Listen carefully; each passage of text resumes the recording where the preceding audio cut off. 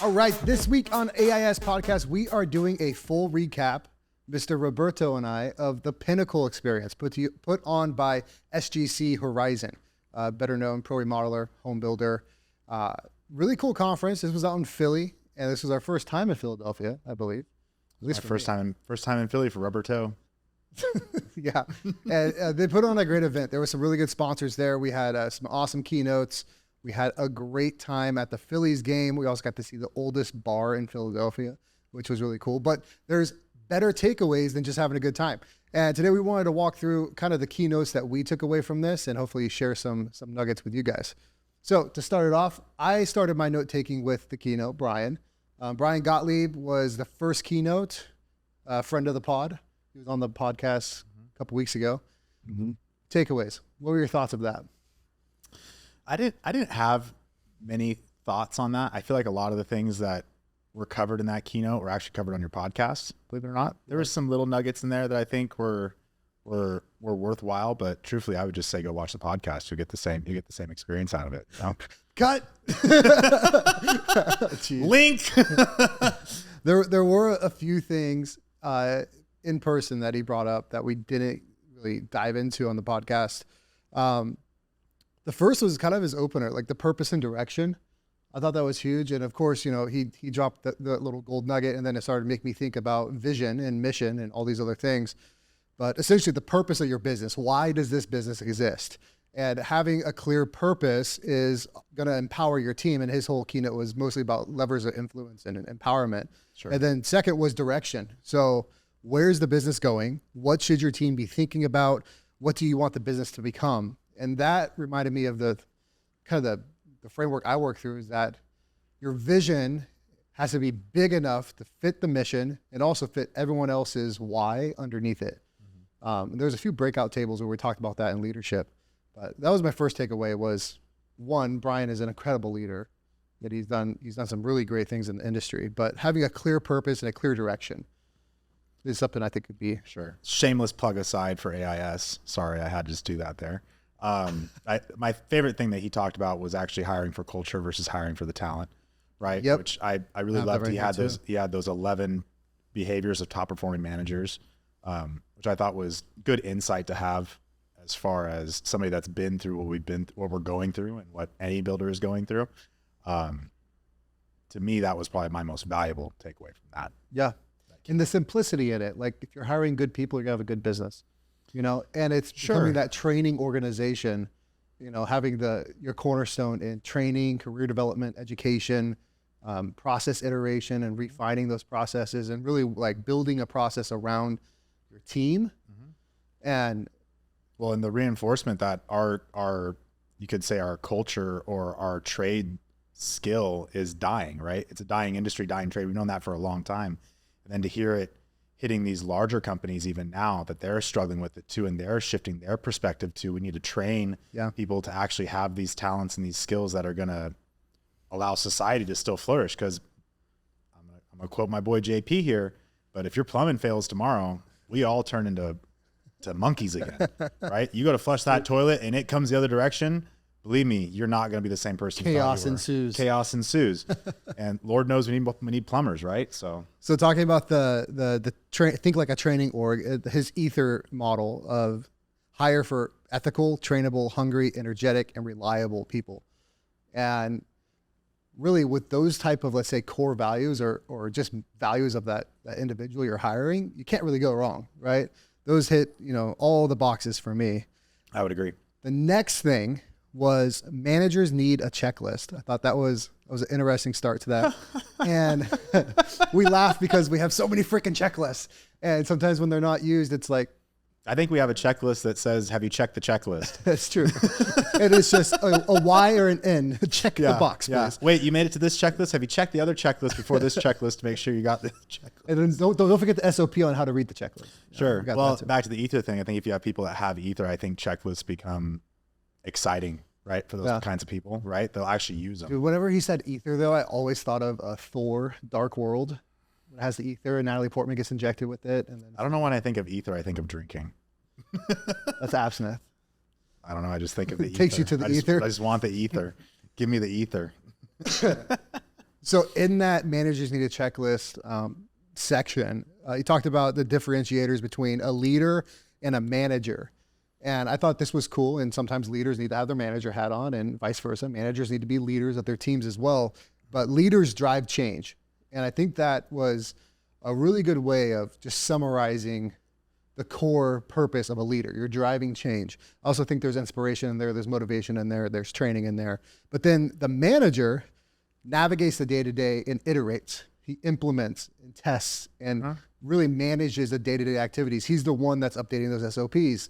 He's iterating those SOPs. He's handing those down, he's refining them with his team, doing the training. So I thought that was a good, just a good word flow of like how to differentiate a leader from a manager. Sure. Because a lot of times it could be, you can convolute the two.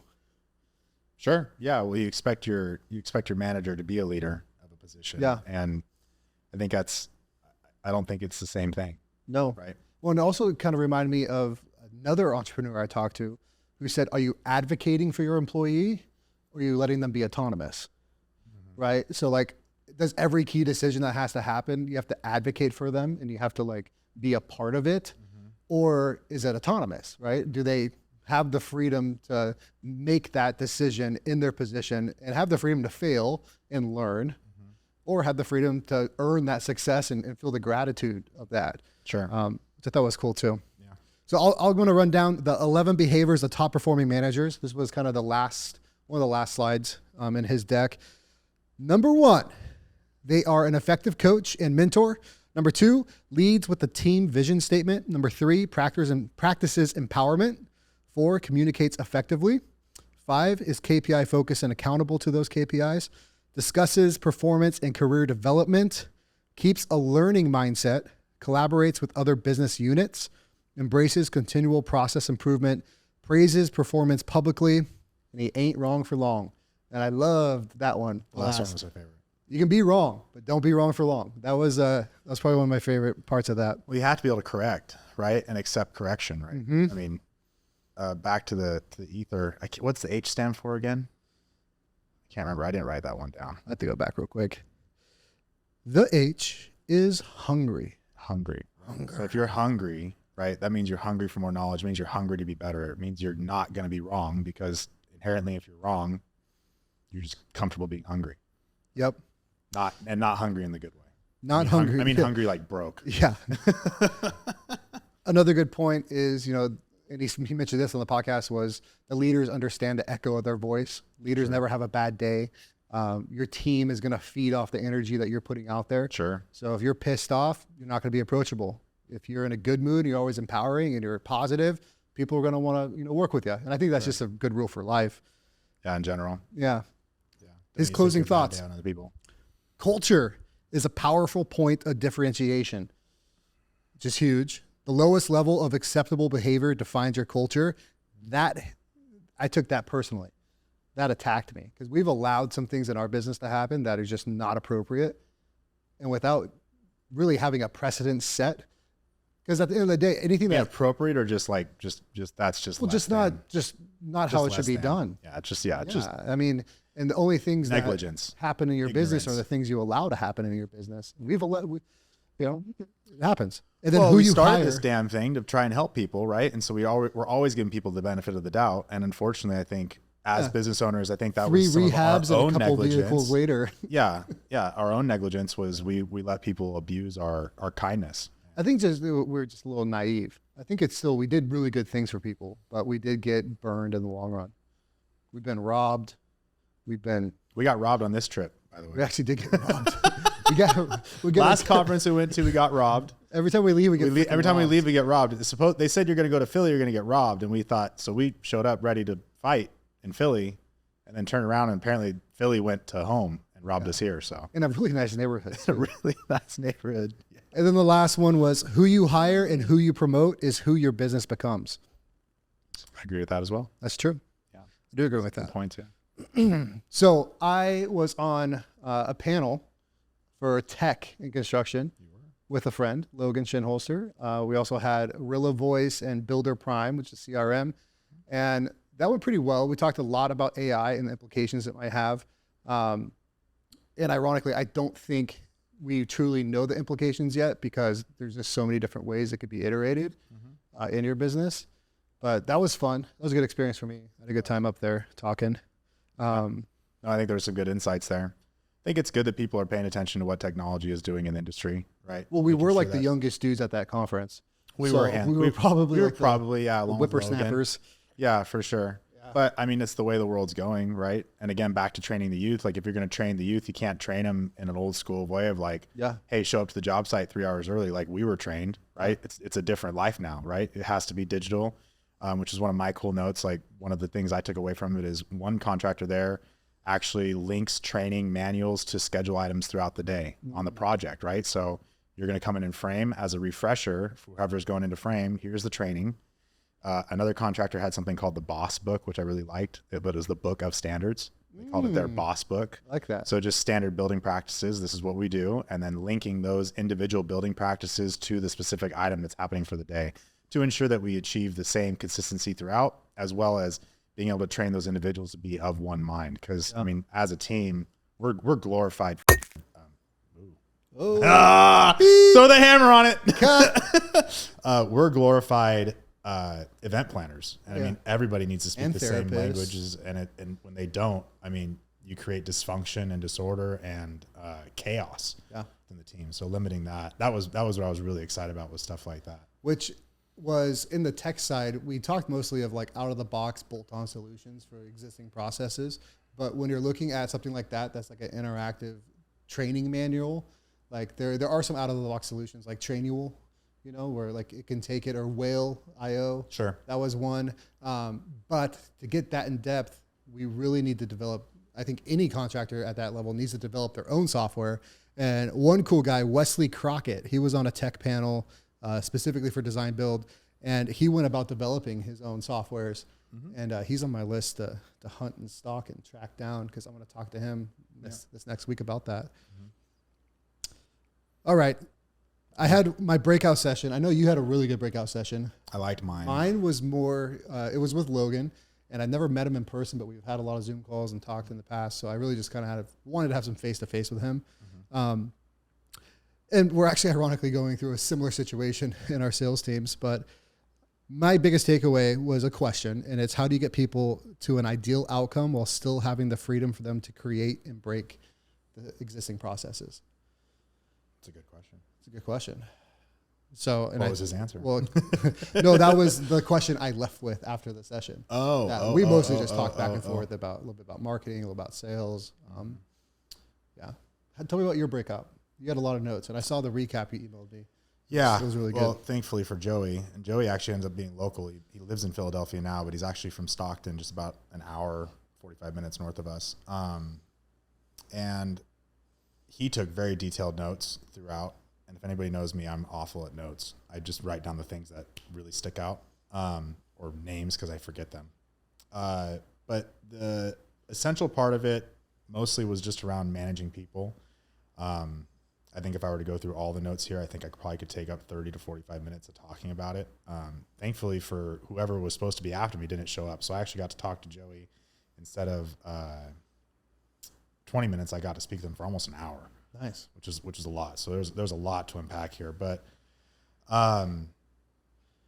essentially just digging back into the issues, kind of in a way scaling back, going back to that training method of really trying to get individuals on the same team, right? Make sure you have the right people on the bus. I think would be the best way to probably summarize that. And if he watches this, Joey, you're going to have to forgive me. I'm sure I'm butchering your name, but it's Joey Willett, I think is how you say it, or Willite, or Willie Height. Forgive me, I'm butchering your name, but from Bellwether Design Build in Philadelphia. He has some awesome awards. He's very well educated. He brought up some interesting points too about actually doing like outside training as a contractor. So having people, having implementers for EOS, which is something we haven't done yet. And also bringing up outside training for individuals, which is something we haven't done yet either. Because there's a potential issue with us constantly training our employees that what we're saying has become numb, right? It's falling on deaf ears now at this point. So just some interesting tactics, I think, that he took, stuff that he had. Again, I think the key takeaway from this whole thing is we got to speak with contractors that have been going through stuff we've been doing for 3 to 5 years, they've been doing it for 30 years, and the solutions and the problems that they ran into and how can we implement those to get ahead faster. So those are some of the key takeaways that I had. I would say we made some good connections to accelerate growth, I would say. And growth, not just in financial sense. I would say my biggest takeaway is the leadership growth that we both can take away from this. It makes me really want to dive into, I haven't dove back into high impact tools for teams from the Strategizer series. Yeah. I've been more in the value proposition design phase with Moonbound and everything, but I would love to hop back into that book and get a few frameworks and some exercises for our individual teams to really grow. And I also think a good team book would be that 5 Dysfunctions of a Team, and doing that as a company book or something like that. I think that'll be one. There's a book that I want to revisit with that we had talked about independently, which was, forgive me, I'm looking at his very detailed notes. It was the Peter Principle from Good to Great, and the Packard's Law in chapter 3, talking about, trying to scale responsibly, essentially, which is a book I have read, but he recommended I go back and check it out just to make sure. And then another book, which is for strategies on how to hire smart and basically have a sourcing plan for those employees. Yeah. And then another thing called the Kaizen. It's a Kaizen process. It was something for trying to get sales to production tight. He lamented that he had the same problem with getting design to production. I think it was a pretty common issue from people I talked to as well. It's a common issue for everybody. Yeah. And I think everybody, just at the end of the day, it's because it's, again, custom. What we do is custom. I think there is no one size fit all process. It's going to be what is your process that works for you. Speaking of that, the COPE method. COPE. Remember yes, Michael Anschel. Yes. Yeah. Yeah. Mr. Anschel. Very intelligent cool individual. Yeah. I'm excited to talk with him later too. Yeah. Yeah. Really, really smart cookie. Yeah. He was. And ironically, we were doing that, just not as exhausted on the breakdown for the actual gross profit allocation. Sure. Well, he's been estimating for 30 some odd years. Yeah. He's 30th year in business this year. Yeah. And he came up with a solution that we have for estimating for transparency to make sure that our clients are seeing exactly what's going on behind the curtain. He came up with a similar process to ours 8 to 9 years ago and has since refined it. And I think it's hilarious because that was the direction we were already going as well. Yeah. So again, back to that, meeting these contractors have been doing this for so long, we're going to be able to sidestep a lot of those problems and implement their solutions sooner. And we had to sit down with Michael, and the coolest thing about, I think, all of this is that these individuals that are at this event, they're not know-it-alls. They're really truly here for the betterment of the construction industry.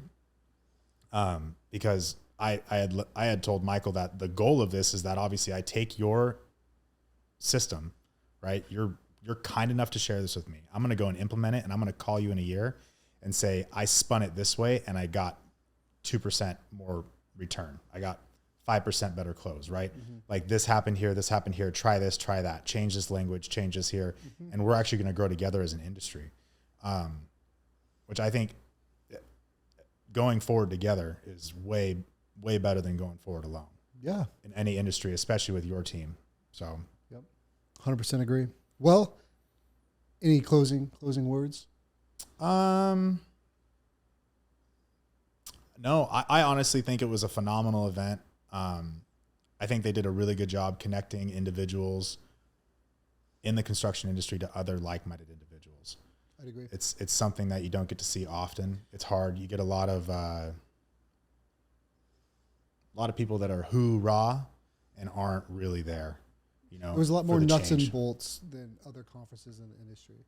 And I think the breakouts with the specialist, the little 20-minute breakouts, I think that was very valuable. Especially giving the attendees the freedom to kind of pick and choose where they think their weakness is and then talk to an industry expert on that issue. That was very unique. I haven't really seen that. I've been in roundtables. I've been in, obviously front of the room type seminars and keynotes. But yeah, that was unique. I thought that was very valuable. I would say that we're lucky we have each other. Should we touch hands? No, it's okay. Okay, for the camera, for the tube. But most of these guys are single entrepreneurs, right? Like they're alone in their business, and we both know how lonely entrepreneurship can be and how stressful it can be. This is invigorating to be in a room of people who want to help you Yeah. I think it's very refreshing. It's invigorating. It lights that fire. It keeps you going. And I think that is something that most people should do every quarter or so. Yeah. I think you should definitely revisit it with your leadership team. I actually had an opposite perspective of that. Most of the people I met were co-owners or business partners. Really? Or actual just employees of the company that were there. There was a Surprisingly. lot. Dude, freaking BOA. Yeah. BOA's like... BOA was huge. Yeah. And I got to meet the co-owner, which was cool. Right? Got Maybe to like sit with 100 him. million, something like that? I have no idea what the revenue I had one of their is. salespeople in one of our breakouts, and I want to say she said like 80 or 100 million or something like that. And I was like, Jeez. Yeah, no, their design packages were almost the size of our average job size. Yeah, on some of these they projects. dominate the DC and metro area. They're a pretty cool contractor. But yeah, it's ironic that you say it like that. But I do agree. You do need to make sure that whoever your team is that you're involved with, you need to meet with them at a minimum. I would say quarterly, ideally monthly. And if you have, I'm talking about going to these conferences. Oh, going to the conferences. I thought you were talking. No. We meet the with team. your business partner. Yeah, conferences. Yeah. I would say a minimum once a year. Ideally, you go quarterly. I would say if you could do quarterly. It's invigorating as a buesss owner. Yeah, absolutely invigorating as a business owner. We have another one coming up in January. I'm excited about. Yeah, that one's gonna be tight. Yeah, it's gonna be sweet. Yeah. Well, that does it. So if you're looking to do, what are you talking about, David? I got producer Dave. Producer Dave's shooting me a message. I'm gonna say thank you. I appreciate Pro Remodeler for all that. We're not cutting this. This is going on. Leave it on. This is way longer than 15 minutes. Authentic, and we still have to do our closing video. This is way longer than 15 minutes. I have a sales meeting in 15 minutes, so we got to button it up. Let's just keep talking. Let's keep talking. No, I'm going to close this up. Okay, so thank you to Pro Remodeler. That was an awesome event. Great value there. You guys really treated your attendees well, and all the speakers were great. Looking forward to next year. Yeah, can't wait. We're going to be there again. Women's conference. We're sending girls there too. Yeah, the idea of a women's conference. Yeah. Yep. Yeah. Kate, you're not going. Kate's in the room. Kate's our office administrator. She might end up going. I don't know. We'll see. She has school. Yeah. Okay. If you call out to school to go to that conference. Yeah. If you quit college. I've been telling you to drop out college for a year now. Deal. It is in Nashville. Never mind. There you go. Look at that. You heard it here. She's out of vacation pay for the year. Out of vacation. All right. We'll see you guys later.